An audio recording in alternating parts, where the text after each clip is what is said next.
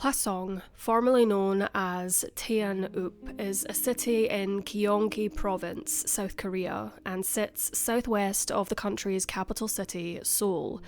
With a population of over 800,000, it is a vital economic hub, home to Hyundai Motor Company's massive production facilities and sprawling farmland that supplies rice and greenhouse crops.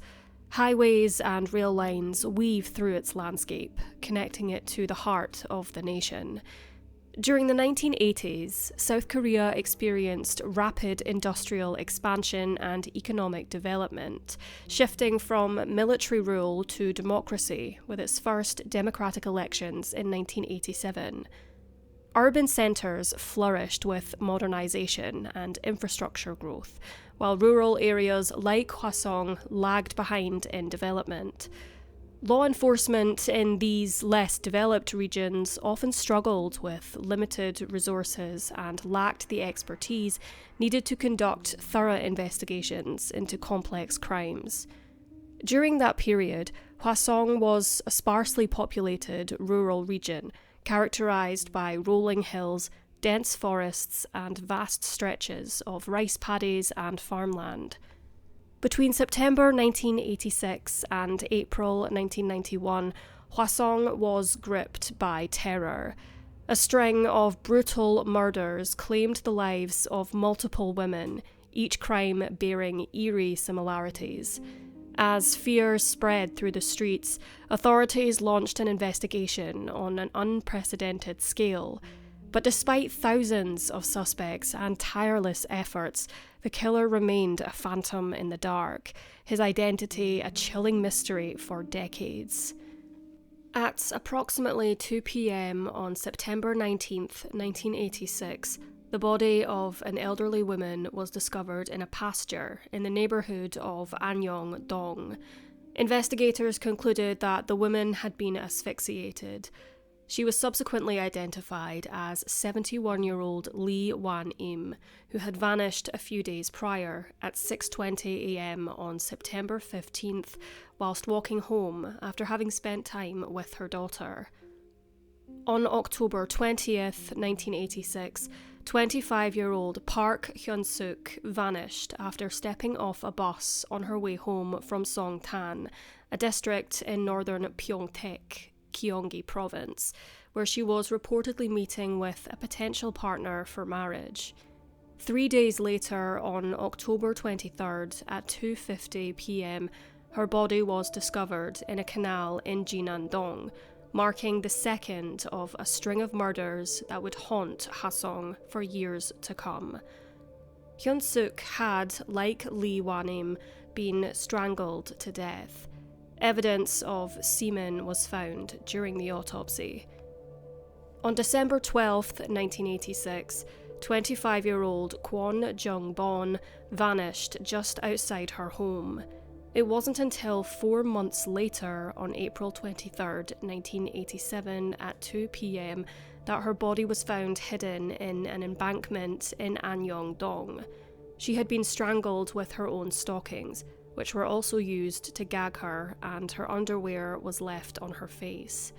Evidence of sexual assault was discovered at the scene, painting a grim picture of the brutality behind her murder. On the night of December 14th, 1986, around 11 p.m, 23-year-old Lee Kai-suk went missing from Jeongnam-myeon. A week later, on December 21st, her body was discovered on a ridge between rice fields in Gwanhang-ri. Her hands were bound and she had been strangled. Investigators found further signs of violence. An umbrella had been used in the attack and a girdle was draped over her face. Semen was also present at the scene, adding to the growing pattern of brutality in the case. As the holiday season approached, the usual cheer of Christmas and New Year's celebrations in Hwaseong was overshadowed by an increasing sense of dread. Families who once gathered in warmth and festivity now locked their doors early, their conversations filled with whispers of fear. The growing list of unsolved murders cast a heavy pall over the city, each victim a grim reminder that the killer still lurked in the shadows. Rather than welcoming the new year with hope, residents found themselves gripped by paranoia, scanning the streets for any sign of danger. With no answers and no arrests, the peace that once defined their community was slowly unravelling. On the evening of January 10th, 1987, 19-year-old student Hong Jin-young stepped off a bus and was never seen alive again. By the following afternoon, around 1 p.m, her lifeless body was discovered in a rice paddy in Hangye-dong. Her hands had been bound, her own socks used to silence her, and she had been strangled. Once again, forensic evidence pointed to sexual assault. Months passed with no new attacks, and for a brief moment, it seemed as if the nightmare had ended. Yet, despite the eerie silence, the weight of fear never lifted from Hwaseong. The killer's sudden disappearance offered no comfort, only uncertainty. On May 2nd, 1987, 29-year-old Park Eun-ju set out to bring an umbrella to her husband, but she never returned. A week later, her body was discovered on a hillside in Jinandong. The investigation revealed clear signs of sexual assault, and her cause of death was determined to be strangulation.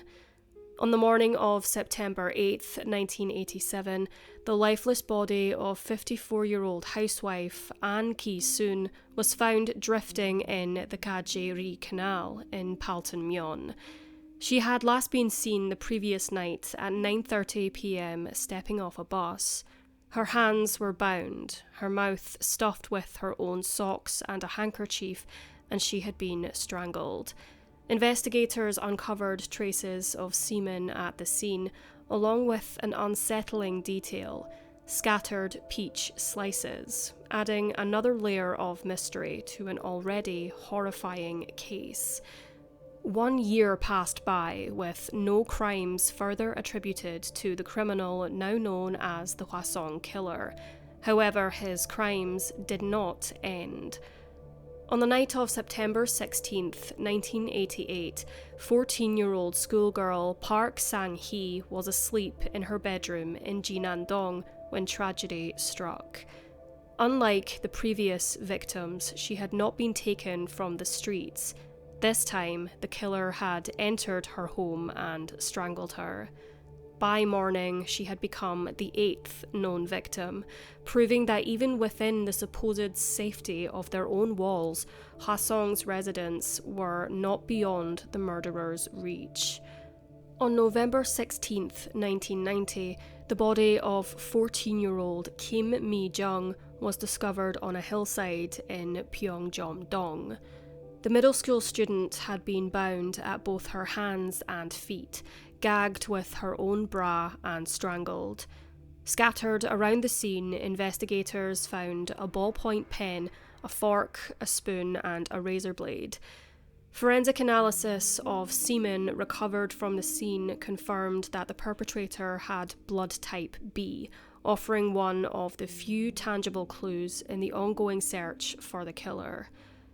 On April 4th, 1991, the body of 69-year-old Kwon Soon-sang was discovered on a hillside in Pansong-dong, a day after she vanished upon stepping off a bus.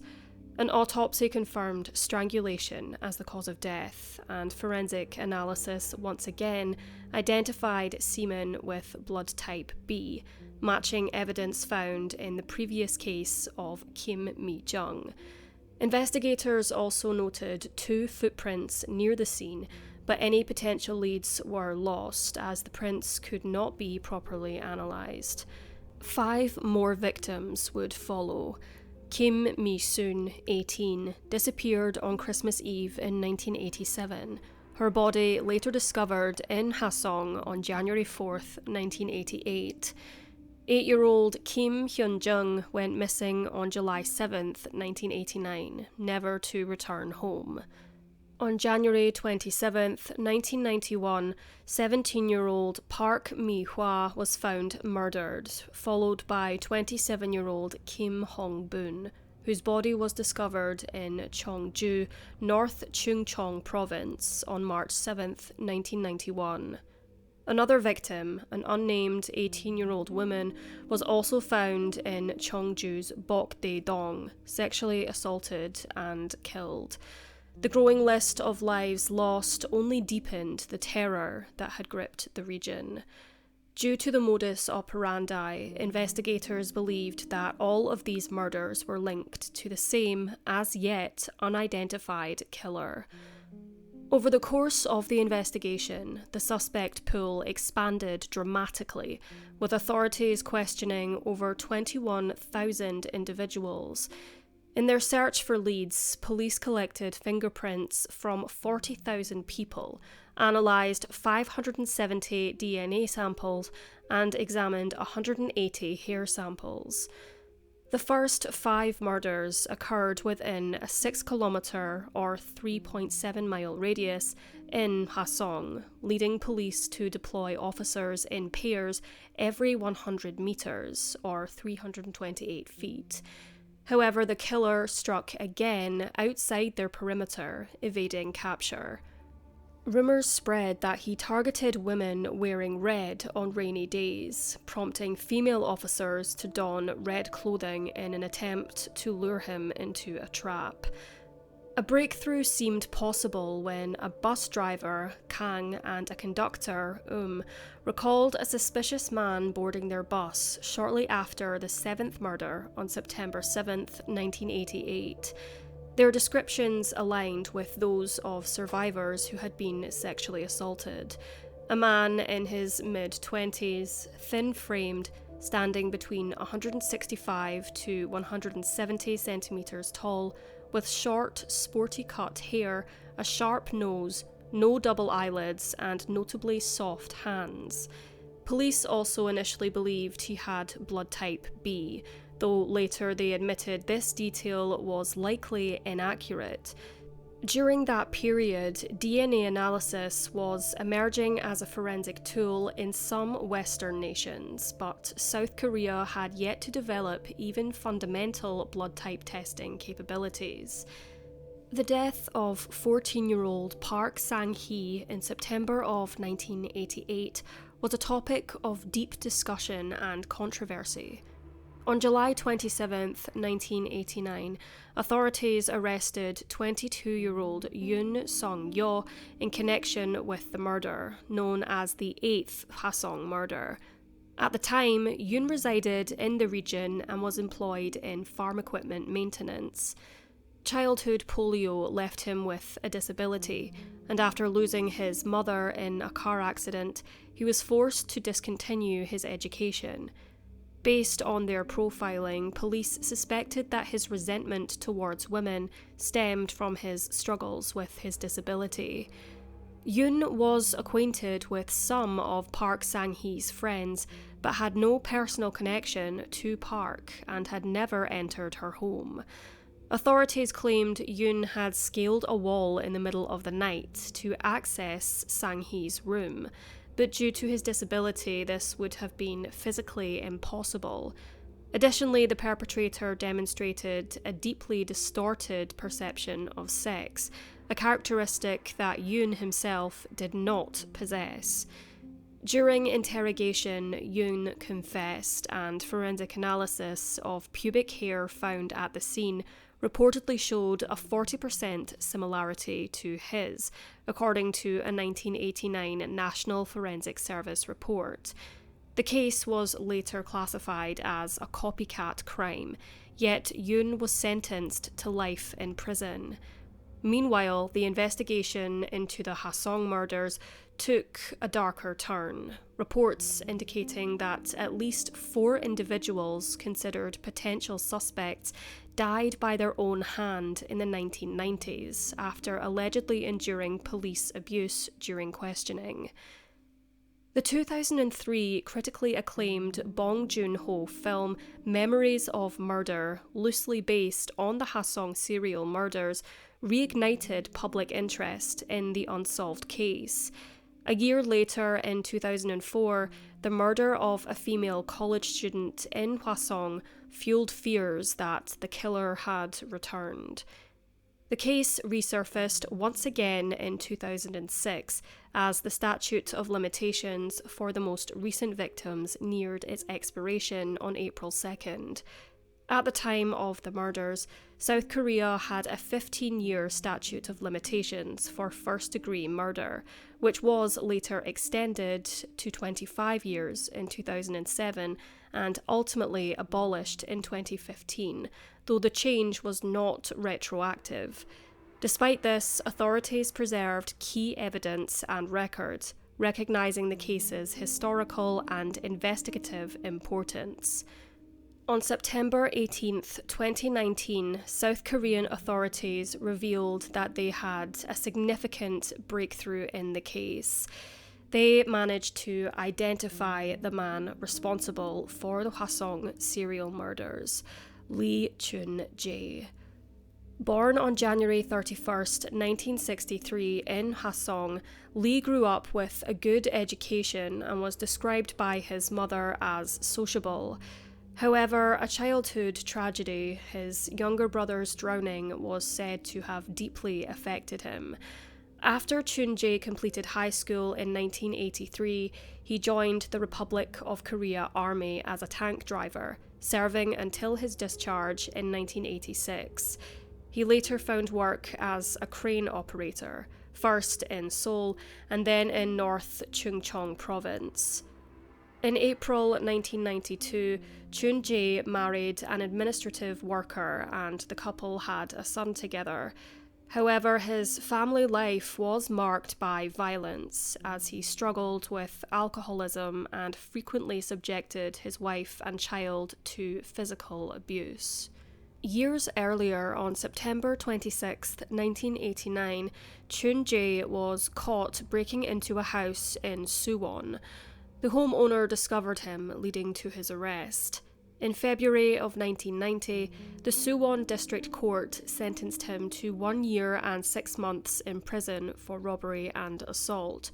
However, Chun-jae appealed the ruling, claiming he had been attacked by an unknown man and had entered the house while fleeing for safety. During the second trial, the court accepted his argument, suspending his sentence and placing him on probation for 2 years. As a result, he was released in April of 1990. Lee Chun-jae was finally linked to the murders through DNA evidence recovered from one of the victims' underwear. Subsequent investigations verified that DNA found in evidence from 5 of the 14 murders matched Lee, conclusively linking him to the crimes. By the time of his identification, he was already serving a life sentence in Busan for the sexual assault and murder of his sister-in-law, who was later confirmed as the final known victim of the Hwaseong killer.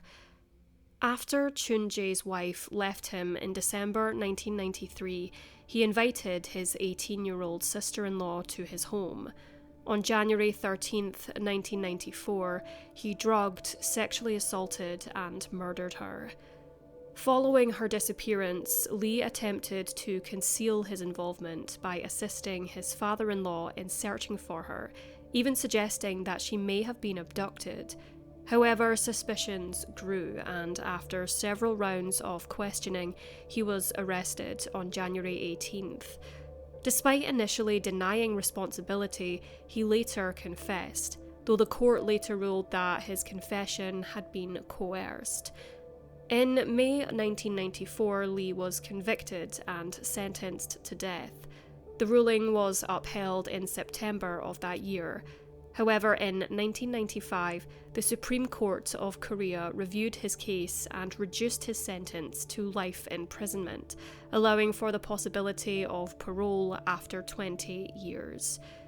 Initially, Lee Chun-jae denied involvement in the Hwaseong serial murders, but on October 2nd, 2019, he confessed to killing 14 people, including all 10 victims previously attributed to the case, one previously believed to be a copycat crime, and 4 additional victims.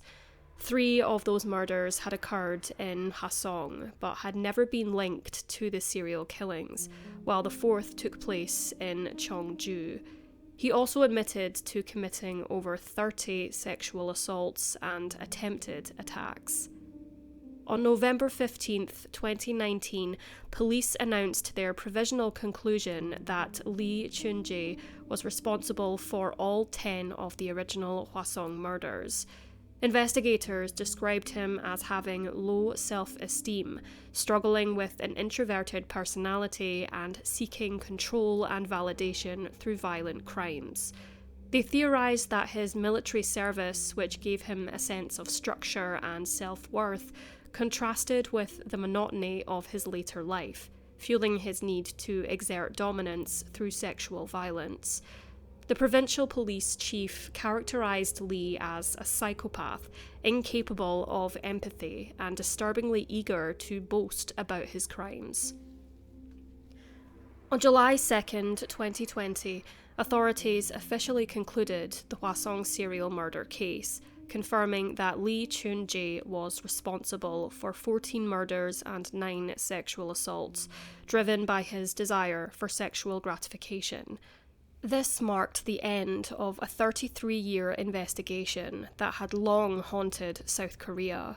Lee made a public courtroom confession on November 2nd, 2020, while testifying as a witness in the retrial of Yoon Sung-yo, the man wrongfully convicted for the 8th Hwaseong murder.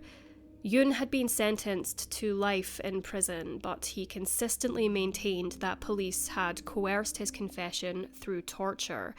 His initial appeals were denied, leading him to serve 19.5 years before being released on parole in 2009. Following news of Lee's confessions, Yoon Sung-yo filed for a retrial on November 13th, 2019. Just 2 days later, police reached a preliminary conclusion that Lee and not Yoon had committed the 8th murder. Investigators noted that Lee's confession provided detailed and accurate descriptions of the crime scene, casting doubt on Yoon's conviction.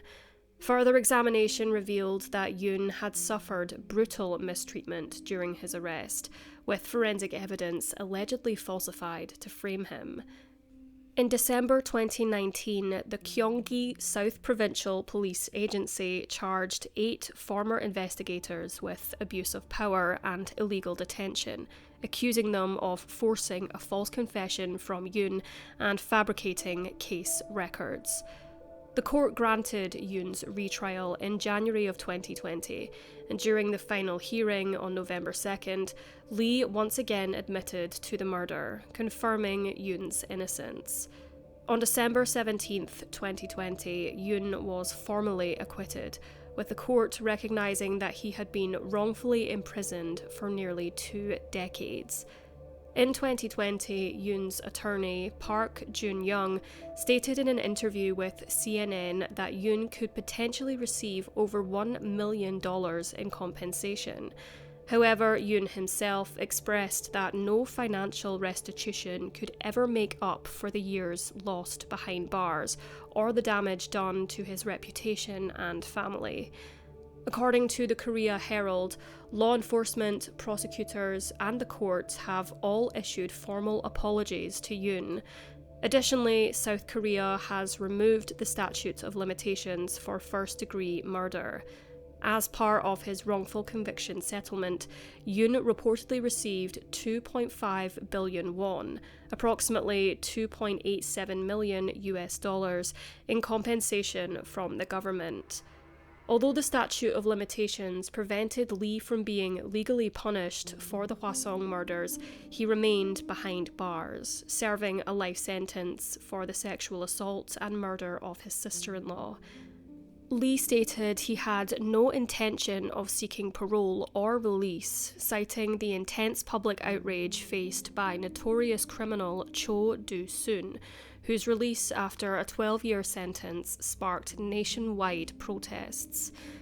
The Hwaseong serial murders remain one of South Korea's most infamous criminal cases, spanning over 3 decades before the truth was finally uncovered.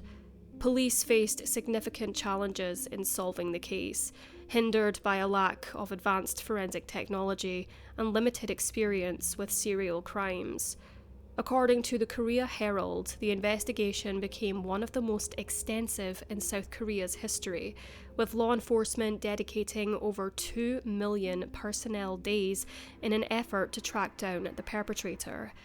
With Lee Chun-jae's confession in 2019, justice was partially served, though the statute of limitations prevented formal prosecution for most of his crimes. The wrongful conviction of Yoon Sung-yeol highlighted the flaws in the original investigation, leading to a long overdue exoneration. While Lee remains behind bars, the case left an enduring mark on South Korea, shaping modern investigative techniques and reinforcing the importance of forensic science in solving long-standing mysteries.